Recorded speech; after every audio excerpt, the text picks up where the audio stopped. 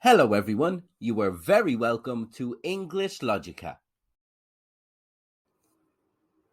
In this video, we deal with the idiom be or get on board with, giving you some helpful examples to use in the workplace and in social situations.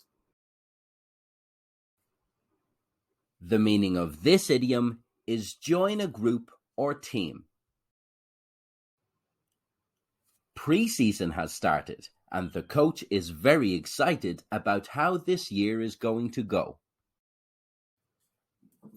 I'm delighted to have a player of Jane's capabilities on board for the new season.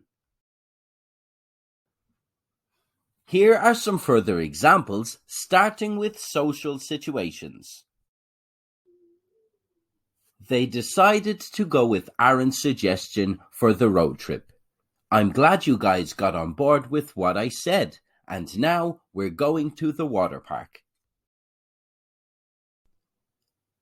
They finally agree on what to do. At least we're both on board now, and we can move ahead with our plans. The woman appreciates the extra help around the house from the new nanny. I'm delighted to have you on board, as some days it can get quite tough. Here are some further examples for professional situations. The company are getting IT specialists on board to make sure they are up to date with the latest technology. The sales executive shows why they should use his company for their contract.